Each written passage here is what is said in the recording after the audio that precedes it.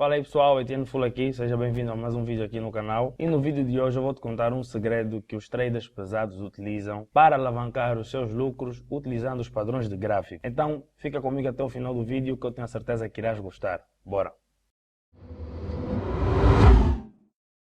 Então pessoal, como eu disse, é um segredo, e um segredo que se for bem aplicado vai te proporcionar com certeza bons resultados. Então eu só te peço algo em troca, uma coisinha em troca. Subscreva o canal, caso ainda não estejas inscrito, e deixa ficar um like, ok? Porque dessa forma o YouTube vai entender que o conteúdo é bom e vai espalhar para mais pessoas, para que mais pessoas tenham acesso a esse conteúdo, e isso é muito importante para mim. Agora, sem alongar muito mais, vou compartilhar aqui a minha tela convosco e vou-vos mostrar quais são esses segredos e como é que vocês poderão aplicar isto então. O primeiro passo tem a ver com o distanciamento entre os toques, ou seja, padrões que têm muito distanciamento durante a sua formação, geralmente são padrões que demoraram muito tempo a se formar, ou seja, são padrões que levaram muitas velas para se formar. Então, por que é importante o distanciamento entre os toques? Porque isso implica uma maior duração durante a formação, implica uma maior força no movimento após a formação. Como assim?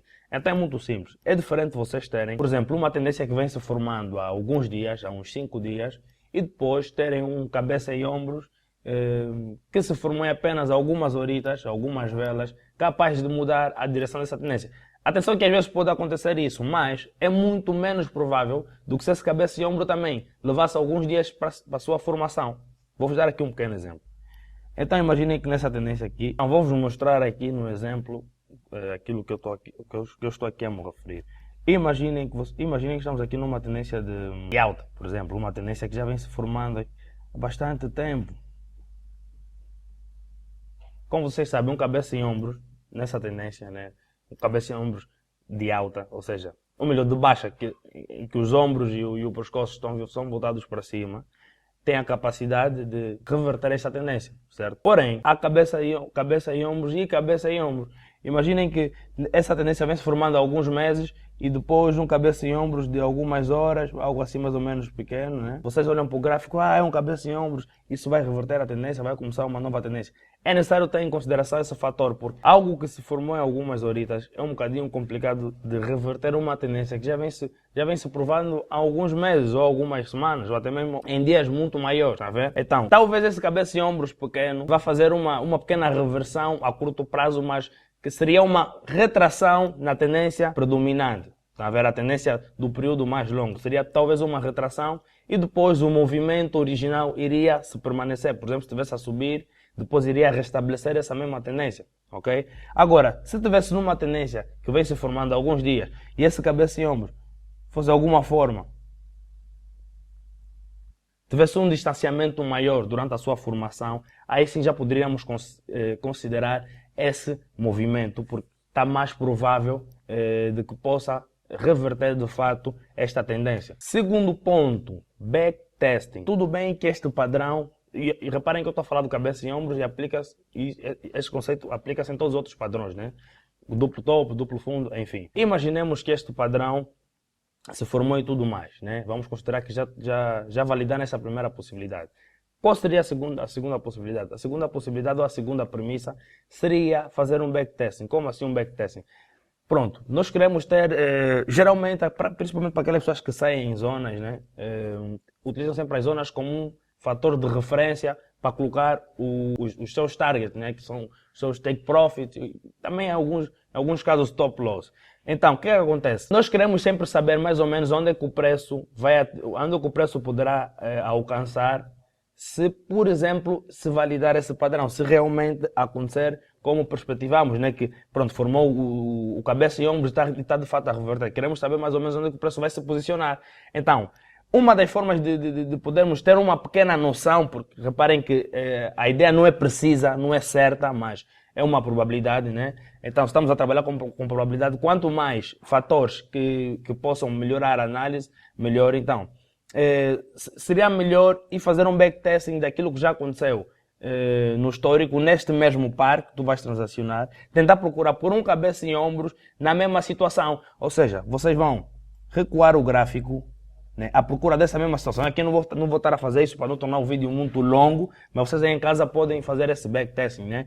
É recuar o gráfico, tentar procurar por uma situação parecida, né? Um cabeça e ombros que se formou com mais ou menos o mesmo número de velas durante uma tendência de alta que vinha se formando há mais ou menos no mesmo período, né, de dias, mais ou menos 5 dias e tudo mais. Depois ver como é que foi o movimento depois da formação, quantos pips é que o mercado oscilou. Foram cerca de 50 pips, cerca de 100 pips, menos ou mais. Ter essa noção e depois, por exemplo, vamos supor que vocês chegaram nessa conclusão, né? Depois desse movimento no histórico, o gráfico oscilou, sei lá, 50 pips, né? Então vocês vão colocar o vosso target mais ou menos em 45, 44 pips, 47, aproximado a esse valor. Por quê? Porque você já tem uma noção de como é que o mercado se comportou neste par depois da formação deste padrão, ok? Um terceiro ponto a verificar. Terceiro ponto, no caso do terceiro segredo, seria esperar por uma dupla confirmação. Eu sei que basta vocês terem uma noção do primeiro pullback, entrar na operação, também já é uma confirmação, né? Geralmente essa é uma boa estratégia de entrada.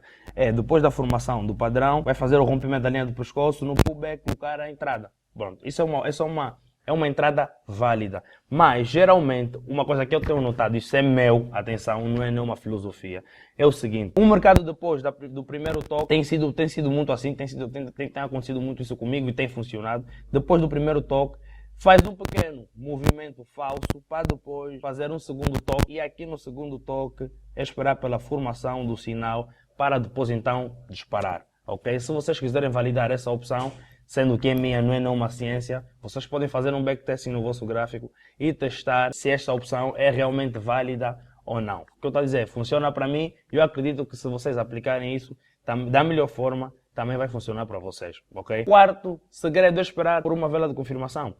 Basicamente, o quarto está basicamente associado ao terceiro, né? Depois do segundo toque no pullback, é esperar pela vela de confirmação, que geralmente eu utilizo uma vela de força, né? Um engolfo de alta ou um engolfo de baixa. Eu acho que é muito preciso esse sinal, mas atenção, cada um deve escolher a sua vela de confirmação, que melhor se encaixa naquilo que é a sua estratégia, né? Se você, por acaso, já tem praticado isso, já tem tido alguns resultados e, por exemplo, funciona melhor para ti trabalhar com uma pin bar, sei lá, então é essa vela de confirmação. A mim funciona o engolfo, então eu gosto muito de vela de força, eu acho que são muito precisas, principalmente nesse tipo de movimento. Então, o quarto segredo seria esperar por uma vela de confirmação. Em relação ao quinto segredo, o quinto segredo tem a ver com posicionar o stop loss por cima ou por baixo de uma estrutura. No caso do cabeça e ombros, qual seria a estrutura? Seria aqui o stop loss mais ou menos por cima do ombro mais próximo do preço, né? O ombro anterior, no caso.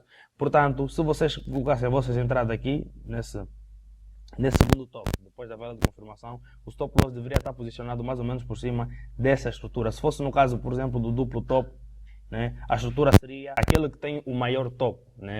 No caso seria este primeiro, ou neste caso aqui seria o primeiro, mas acontece muitas das vezes do duplo topo em que o segundo toque é o maior, né? Portanto seria nesse topo que é o maior. É só vocês colocarem o stop loss aonde tiver é só colocar um stop loss aonde tiver uma estrutura, onde tiver a estrutura mais próxima e de preferência essa estrutura seja superior naquele nível, ok? Então é isso. Dei aqui exemplo para padrões de baixa, mas também funciona para os padrões de alta. A lógica é a mesma, só que estão em posições diametralmente opostas.